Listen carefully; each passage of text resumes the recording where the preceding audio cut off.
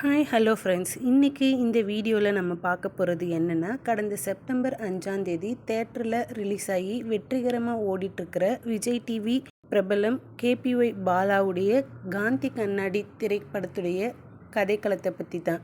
இது வரைக்கும் என்னுடைய சேனலை சப்ஸ்கிரைப் பண்ணாமல் பார்த்துட்ருக்கவங்க மறக்காமல் என்னுடைய சேனலை சப்ஸ்கிரைப் பண்ணிவிட்டு பக்கத்தில் இருக்க பெல் ஐக்கானையும் கிளிக் பண்ணிக்கோங்க. அப்போ தான் நான் போடுற வீடியோவுடைய நோட்டிஃபிகேஷன் உங்களுக்கு வரும்.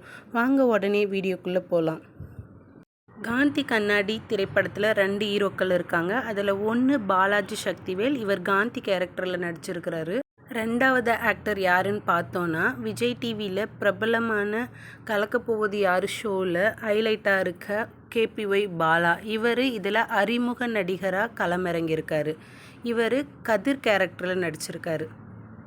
காந்தியுடைய மனைவியாக அர்ச்சனா, அவங்க கண்ணம்மா கேரக்டரில் நடிச்சிருக்காங்க. அதே மாதிரி கேபிஒய் பாலாவுக்கு ஹீரோயினியாக நமிதா கிருஷ்ணமூர்த்தி, அவங்க கீதா கேரக்டரில் நடிச்சிருக்காங்க. காந்தி கண்ணாடி படத்தில் காந்தி கேரக்டரில் நடித்த பாலாஜி சக்திவேல் ஒரு தனியார் நிறுவனத்தில் செக்யூரிட்டியாக வேலை பார்க்குறாரு. அதே மாதிரி கேபிஒய் பாலா அவங்க ஒரு ஈவெண்ட் மேனேஜராக இருக்காங்க. இதுதான் இவங்க 2 பேருடைய ஒர்க் கண்டிஷனாக இருக்குது இந்த படத்தில். இந்த படத்துடைய முதல் ஆஃபில் காந்தி கேரக்டரில் நடிச்சிருக்க பாலாஜி சக்திவேலும் கண்ணம்மா கேரக்டரில் நடிச்சிருக்க அர்ச்சனாவும் ரொம்ப அந்யோன்யமான காதலர்களாக இருக்காங்க. அவங்க 2 பேரும் கணவன் மனைவியாக சென்னையில் வாழ்ந்துட்டு வராங்க. ஒரு நாள் அவங்க 2 பேரும் சேர்ந்து ஒரு 60ஆம் கல்யாணம் ஃபங்க்ஷனுக்கு போகிறாங்க. அந்த ஃபங்க்ஷனுக்கு போயிட்டு வந்ததுக்கப்புறமா கண்ணம்மாவுக்கு இதே மாதிரி நம்ம 2 பேரும் 60ஆம் கல்யாணம் பண்ணிக்கணும் அப்படின்ற தன்னுடைய ஆசையை காதல் கணவனான காந்தி கிட்ட சொல்கிறாங்க. சொல்லும்போது எப்படி சொல்கிறாங்கன்னா, நமக்கும் இந்த மாதிரி புள்ள இருந்துச்சுன்னா 60ஆம் கல்யாணம் நடந்திருக்கும் இல்லை அப்படின்னு சொல்லவும், காந்தி ரொம்ப எமோஷ்னல் ஆகி அவங்களுடைய ஃப்ளாஷ்பேக்கை நினச்சி பார்க்குறாரு. அதில் அந்த ஃப்ளாஷ்பேக்கில் கண்ணம்மாவுடைய கல்யாண கனவுகள் என்னவா இருக்குன்னா, ஒரு 2000 பேருக்கு பத்திரிக்கை வச்சு அவங்கள கல்யாணத்துக்கு கூப்பிட்டு கறி விருந்து போட்டு 15 சவரன் தாலி, அதுக்கப்புறமா ஆட்டம் பாட்டம்னு பார்த்தோம்னா மயிலாட்டம், ஒயிலாட்டம், தப்பாட்டம், சிலம்பாட்டம், அந்த மாதிரி எல்லா ஆட்டத்தோடையும் ஜெகஜோதியாக கல்யாணம் நடக்கணும் அப்படிங்கிறது அவங்களுடைய மிகப்பெரிய கனவாக இருக்குது. காந்தி அவருக்கு எப்படியாச்சும் தன்னுடைய மனைவி கண்ணம்மா சின்ன வயசில் ஆசைப்பட்ட மாதிரியே 60ஆம் கல்யாணத்தை ஜாம்னு நடத்தணும் அப்படின்னு ஒரு வைராக்கியத்தோட ஈவெண்ட் மேனேஜராக இருக்கிற கதிரை சந்திக்கிறாரு. அவர்கிட்ட போயிட்டு தன்னுடைய ஆசைகள், தன்னுடைய மனைவியுடைய ஆசைகள், கல்யாணம் எப்படி நடக்கணும் அப்படிங்கிறத விவரமாக சொல்லி அதுக்கு எவ்வளோ செலவாகும் அப்படின்னு கேட்குறாரு. அந்த ஈவெண்ட் மேனேஜ்மெண்ட் குரூப்பில் இருக்கிற கதிர், அவருடைய ஃப்ரெண்டு மாதவன், அப்புறம் கதிருடைய காதலியாக நடிச்சிருக்க கீதா, இவங்க எல்லாரும் சேர்ந்து பட்ஜெட் எவ்வளோ அப்படின்னு டிசைட் பண்ணி சொல்கிறாங்க. அந்த பட்ஜெட் அமௌண்ட் எவ்வளோ அப்படின்னு பார்த்தோன்னா 40 லட்சம். ஆனால் பாலா 40 லட்சத்துக்கு பதிலாக 52 லட்சம் ஆகும் அப்படின்னு சொல்கிறாரு. உடனே காந்தியாக நடிச்சிருக்க பாலாஜி சக்திவேலுக்கு எப்படியாச்சும் தன்னுடைய மனைவி ஆசைப்பட்ட மாதிரி கல்யாணத்தை நடத்தணும். அந்த கல்யாணம் நடத்துறதுக்கு தேவையான பணத்தை எப்படியாவது அரேஞ்ச் பண்ணி நான் கொடுக்குறேன், நீங்கள் கல்யாணத்தை நடத்துறதுக்கு தேவையான ஏற்பாடுங்களை செய்யுங்க அப்படின்னு சொல்லவும், இவங்களுக்கு இவர் என்ன காமெடி பண்ணுறாரா, இவர் உண்மையை தான் பேசுகிறாரா, இல்லைன்னா இங்கே டைம் பாஸ் பண்ணிகிட்ருக்கிறாரா அப்படின்னு பாலா அவருடைய தனிப்பாணியான ஒரு வரியில் கவுண்டர் அடித்து அவரை கிண்டல் அடிச்சிட்ருக்காரு. ஆனால் காந்தி கேரக்டரில் நடிச்சிருக்க பாலாஜி சக்திவேல் அதை சீரியஸான நோட்டில் தான் சொல்லியிருக்காரு அப்படிங்கிறது பின்னாடி தான் இவருக்கு புரிய வருது. காந்தி கல்யாணத்துக்கு தேவையான பணத்தை அரேஞ்ச் பண்ணுறதுல மும்மரமாக இறங்கிடுறாரு. முதற்படியாக அவருடைய பிஎஃப் அக்கௌண்ட்டில் இருக்க பணத்தை வித்ரா பண்ணுறதுக்கு ஏற்பாடு பண்ணிடுறாரு. அதிலிருந்து அவருக்கு ஒரு 2.5 லட்சம் பணம் தான் கிடைக்குது. இதில் அவர் கூட வேலை செய்கிறவராக அமுதவாணன் சுந்தரம் கேரக்டரில் நடிச்சிருக்காரு. அவருடைய கவுண்டரும் இந்த படத்தில் கூடுதல் சிறப்பாக இருக்குது. எப்படியாவது கல்யாணத்துக்கு தேவையான பணத்தை அரேஞ்ச் பண்ணும் அப்படின்னு பாலாஜி சக்திவேல் களமிறங்குறாரு. அவர் மறுபடியும் ஈவெண்ட் மேனேஜ்மெண்ட் கதிரை போய் சந்திக்கிறாரு. அவர் பணத்தை ஏற்பாடு பண்ணுறதுக்கு பத்திரத்தை வச்சு பணம் ஏற்பாடு செஞ்சு கொடுக்குறது. முன்னாடி ஒரு நாள் வரும்போது வேறு கிளைண்ட் அவங்க பேசிகிட்டு இருக்கிறத கேட்டுட்டு அவர் வீட்டில் பல வருஷமாக ஒரு ட்ரங்க் பட்டியில் வச்சுருக்க பத்திரத்தை எல்லாத்தையும் கொண்டு வந்து அவர்கிட்ட கொடுத்து பார்க்க சொல்கிறாரு. இவங்க எல்லாருமே கிண்டல் பண்ணி சிரிக்கிறாங்க. எங்கேருந்து எடுத்துகிட்டு வந்த, திருடிட்டு வந்துட்டியா அப்படியெல்லாம் பேசி கலகலன்னு சிரிக்கிறாங்க. ஆனால் கடைசியில் பார்த்தா அந்த பத்திரம் எல்லாம் காந்தி ஜமீன் அப்படிங்கிற பேரில் தான் இருக்குது. அதுக்கப்புறமா இந்த பத்திரத்தை வச்சு எப்படி பணத்தை ஏற்பாடு பண்ணுறது அப்படின்னு சொல்லிட்டு ஒரு ரியல் எஸ்டேட் ஓனர்கிட்ட போயிட்டு காண்டாக்ட் பண்ணி டீட்டெயில்ஸ் எல்லாம் கலெக்ட் பண்ணுறாங்க. கலெக்ட் பண்ணி பார்க்கும்போது கடைசியில் அந்த இடம் வந்து காந்தி ஜமீன் பேரில் தான் இருக்குது அப்படிங்கிறது தெரிய வருது.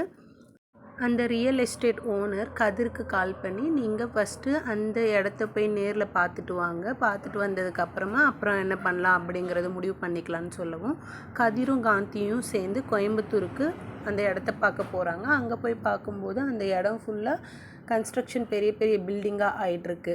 அதுக்கப்புறமா உண்மையாகவே இந்த இடம் உங்களது தானே அப்படின்னு விசாரித்து பார்க்கும்போது ஈசி படி இந்த இடம் வந்து காந்திக்கு சொந்தமானது தான் அப்படின்னு சொல்லவும் காந்தியும் கதிரும் சேர்ந்து அந்த பில்டிங் கட்டிகிட்ருக்கிற ஓனர்கிட்ட போயிட்டு பேசுகிறாங்க. ஓனர்கிட்ட பேசும்போது அவங்க வந்து இந்த இடத்துக்கு நீங்கள் எவ்வளோ அமௌண்ட் எதிர்பார்க்குறீங்க அப்படின்னு கேட்கவும் இவர் வந்து இதுக்கு 80 லட்சம் தேவை அப்படின்னு சொல்லிட்டு ஒரு 80 லட்சத்தை வாங்கிட்டு அங்கேயே கையெழுத்து போட்டு கொடுத்துட்டு வந்துடுறாரு. ஆனால் அந்த இடத்துடைய மொத்த மதிப்பு கிட்டத்தட்ட 90 கோடி கிட்ட இருக்குது. இருந்தாலும் இவர் வந்து வெறும் 80 லட்சத்துக்கு எப்படியாச்சும் தன்னுடைய மனைவி ஆசைப்பட்ட மாதிரி கல்யாணம் நடத்துறதுக்கு தேவையான பணம் இருந்தால் மட்டும் போதும் அப்படிங்கிற எண்ணத்தில் எழுதி கொடுத்துட்டு வந்துடுறாரு. பணத்தை எடுத்துகிட்டு வந்துட்டு இந்த கல்யாணம் பண்ணுறதுக்கு தேவையான ஏற்பாடெல்லாம் பண்ணுறதுக்கு அமௌண்ட்டை வந்து கதிர்கிட்ட ஹேண்ட் ஓவர் பண்ணுறாரு. அப்போன்னு பார்த்து ஒரு கால் வருது. அந்த காலில் தான் தெரிய வருது அப்போது சென்ட்ரல் கவர்மெண்ட்டில் டிமானிட்டைசேஷன் அனௌன்ஸ் பண்ணிகிட்ருக்குறாங்க, பண மதிப்பு இழப்பு அப்படின்னு. இவங்க மொத்தமாக பணமாக வாங்கிட்டு வந்துடுறாங்க. அந்த நோட்டுங்கள்லாம் செல்லாது அப்படிங்கிறதுக்காக இல்லீகலாக அந்த பணத்தை எப்படி வந்து செல்ற நோட்டாக மாற்றுறது அப்படின்னு பல வழியில் கதிரும் காந்தியா நடிச்சிருக்க பாலாஜி சக்திவேலும் அவங்களுக்கு முடிஞ்ச இடத்துல எல்லாம் கேட்டு அலைஞ்சு தெரிஞ்சு அந்த பணத்தை மாற்றுறதுக்கு முயற்சி பண்ணுறாங்க. ஆனால் கடைசி வரையுமே அந்த பணத்தை அவங்களால மாற்றவே முடியலை. ஏன்னா எல்லா இடத்துலையும் எல்லோரும் கமிஷன் பேசிகிட்டு இருக்கிறாங்க. இந்த நேரத்தில் கதிருக்கும் வந்து ஒரு பண ஆசை இருக்குது. பணம் நிறையா 40 லட்சம் ஆகிற இடத்துல இவர் 52 லட்சம்னு போய் சொன்னது. அதுவும் இல்லாமல் இங்கே வந்து பணத்தை மாற்றுறதுக்கு அவங்க கேட்குற கமிஷன் அமௌண்ட்லேயும் வந்து இவர் சிலது பண்ணதுனால அந்த அமௌண்ட்டை வந்து அவங்களால மாற்ற முடியாமல் போகுது. ஒரு பெரிய ஃபைட் வருது. அந்த ஃபைட்டில் வந்து கதிர் காந்தியை காப்பாற்றுறாரு. அப்புறம் அந்த பணத்தை மீட்டு கொண்டு போய் வீட்டில் வைக்கிறாங்க. போகிற வழியில் லவ்னா என்னன்னு தெரியுமா, நீ என்ன எப்போ பார்த்தாலும் லவ் பண்ணிகிட்டே இருக்க அப்படின்னு கதிர் கிண்டல் பண்ணவும் அப்போது காந்தியா நடிச்சிருக்கவர் சப்புன்னு கதிர் கன்னத்தில் அடிக்கவும் காதல்னால் வந்து கஷ்டம் நஷ்டம் இன்ப துன்பம் எல்லா நேரத்துலேயும் நமக்காக நம்பி வந்தவங்களை காப்பாற்றுறது தான், அதுதான் லவ்வு அப்படின்னு சொல்லி அடிக்கவும் அதுக்கப்புறமா பாலா வந்து ஒரு யோசனையாகவே போயிட்டுருக்காரு. அப்புறமா வீட்டுக்கு போயிடுறாங்க. வீட்டுக்கு போயிட்டு இன்னும் 2 நாள் தான் இருக்குது, கல்யாணத்தை எப்படி பண்ணுறது, எப்படி இந்த பணத்தை மாற்றுறது அப்படின்னு யோசனையிலேயே இருக்காங்க. இவ்வளோ கலவரத்துலேயும் இந்த படத்தில் காந்திக்கும் கண்ணம்மாவுக்கும் இடையில் இருக்கிற காதலும் புரிதலும், அவங்க டெய்லி அவர் வெளியில் போகும்போது திருஷ்டி சுற்றி போடுறதா இருக்கட்டும், அதே மாதிரி அவருக்கு பிடிச்ச மாதிரியான புளி சாதம், தயிர் சாதம், லெமன் சாதம், தக்காளி சாதம் டெய்லி செஞ்சு கொடுக்குறதா இருக்கட்டும், அதை சாப்பிட்டுட்டு அவர் ஒவ்வொரு டைமும் அவங்க ஒய்ஃபுக்கு ஃபோன் பண்ணி பாராட்டுறதா இருக்கட்டும், இந்த படத்தில் ஒரு தனி இடத்தையே மக்கள்கிட்ட பிடிச்சிருக்கும் அப்படின்னு நினைக்கிறேன். இந்த படத்துடைய செகண்ட் ஹாஃபில் கல்யாணத்தை நடத்துறதுக்கு தேவையான பணத்தை காந்தி மாற்றிட்டாரா இல்லையா அப்படிங்கிறது தான் அடங்கியிருக்கு. பல வழியில் போராடியும் அந்த பண மதிப்பில்லாத பணத்தை செலவழிக்கக்கூடிய பணமாக மாற்றுறதுக்கு கதிரும் காந்தியும் பல வழியில் போராடி பார்க்குறாங்க. போராடி அவங்களால கடைசி வரைக்குமே அந்த பணத்தை செலவழிக்கக்கூடிய பணமாக மாற்ற முடியவே இல்லை. இந்த விரக்தியில் அவரும் கதிரும் வண்டியில் போயிட்டு வீட்டில் போய் இறங்குறாங்க. இவங்களுடைய நிலமையை பார்த்து கண்ணம்மா ரொம்ப பரிதவிச்சு போயிடுறாங்க. என்னாச்சு, ஏதாச்சு, ஏன் அடிபட்டு வந்திருக்கீங்க அப்படின்னு கேட்டு அவங்கள வீட்டுக்குள்ளே கூட்டு போய் திருஷ்டி சுற்றி போட்டு எல்லாம் இந்த பணத்தினால வந்த பிரச்சனை தான் அப்படின்னு சொல்லிட்டு அவருக்கு ஒத்தடமெல்லாம் கொடுத்து நைட்டில் 2 பேரும் உட்காந்து பேசிகிட்டு இருக்காங்க. அப்படி பேசிகிட்டு இருக்கும்போது இவங்க 2 பேரும் ரொமான்டிக்காக பேசுகிறாங்க. அப்போ வந்து நீ எனக்காக தானே வலியை பொறுத்துட்டு எதுவும் இல்லாத மாதிரி நடிச்சிட்ருக்க அப்படின்னு கேட்கவும், அதான் நீ இருக்கல்ல அப்படின்னு சொல்லவும், இவங்களுடைய ஃப்ளாஷ்பேக்கெல்லாம் நினச்சி பார்த்து இவங்க சந்தோஷமாக அன்றைக்கி நைட்டு தூங்கிடுறாங்க.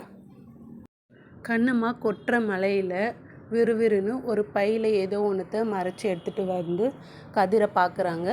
அப்போ கதிர் அந்த நேரத்தில் மூஞ்சுக்கு வேஷம் போட்டுட்ருக்காரு. உள்ளே நுழைஞ்ச உடனே, என்ன தம்பி வேஷம் போட்டுட்ருக்கீங்களா அப்படின்னு சொல்லிட்டு அவங்க பையில் இருக்க எல்லாத்தையும் கலட்டி கொட்டுறாங்க. அதில் பார்த்தா நிறைய சில்லற.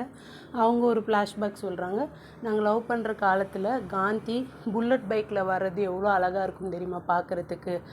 அவருக்கு ஒரு புல்லட் பைக் வாங்கணும் அப்படிங்கிறதுக்காக நான் வந்து வேலைக்கு போக ஆரம்பித்தேன். நான் கொஞ்சம் கொஞ்சமாக சேர்த்து சிறுக சிறுக சேமித்து 16,000 சேர்த்து வச்சு ஒரு கடையில் போய் கேட்டப்போ, அப்போது அந்த பைக்குடைய விலை 80,000 ஆகிட்டு இருந்துச்சு.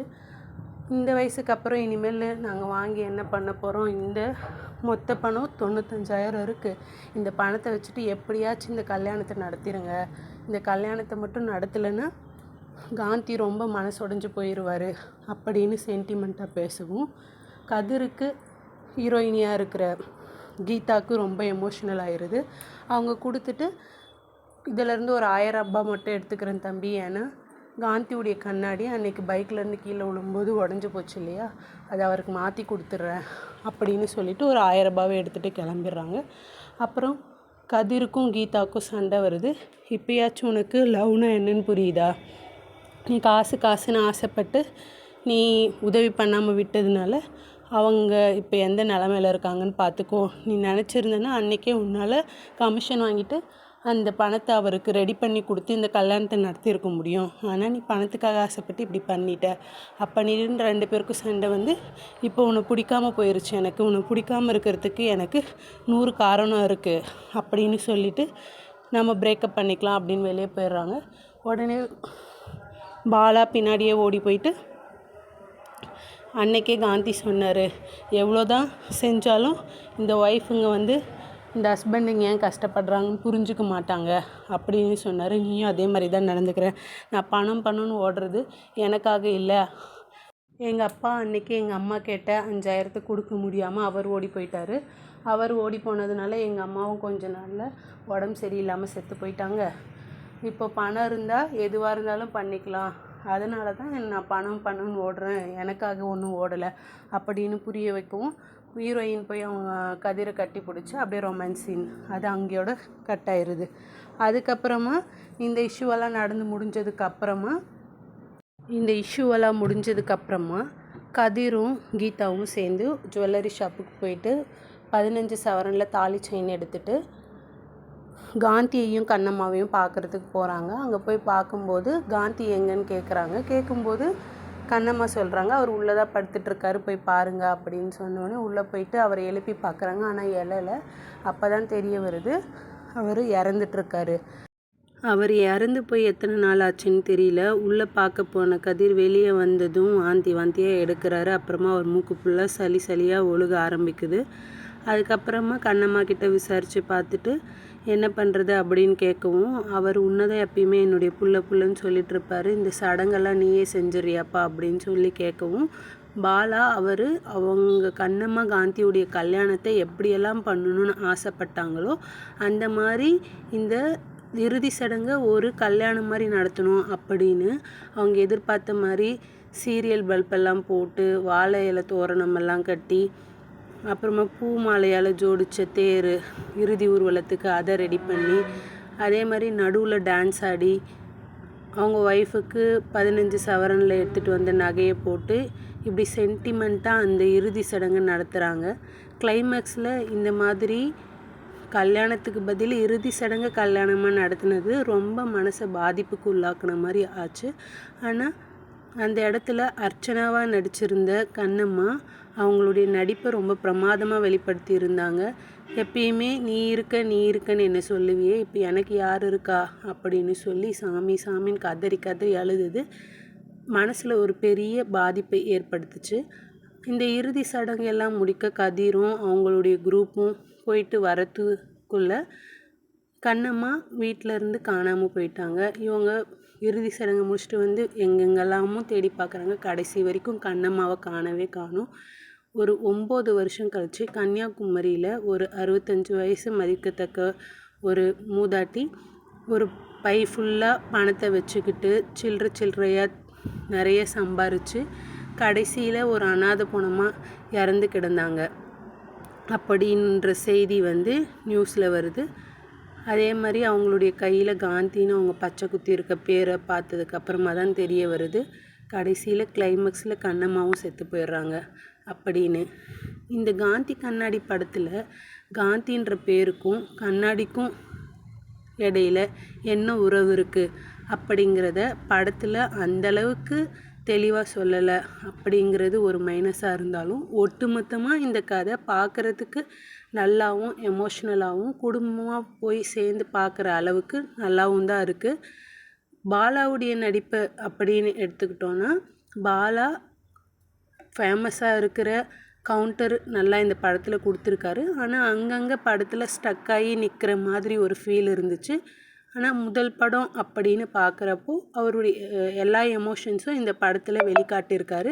அடுத்தடுத்த படங்களில் இன்னும் நல்லா நடிப்பார் அப்படிங்கிற நம்பிக்கையோட இந்த படத்துடைய கதைக்களத்தை என்னால் முடிஞ்ச வரையும் உங்களுக்கு கொண்டு சேர்த்துட்டேன் அப்படின்னு நினைக்கிறேன். இதே மாதிரி இன்னொரு திரைப்பட கதையோட உங்களை வந்து சந்திக்கிறேன். அதுவரை உங்களிடமிருந்து விடைபெறுவது RS வீராக்கஸ் YouTube channel. Tata, bye by.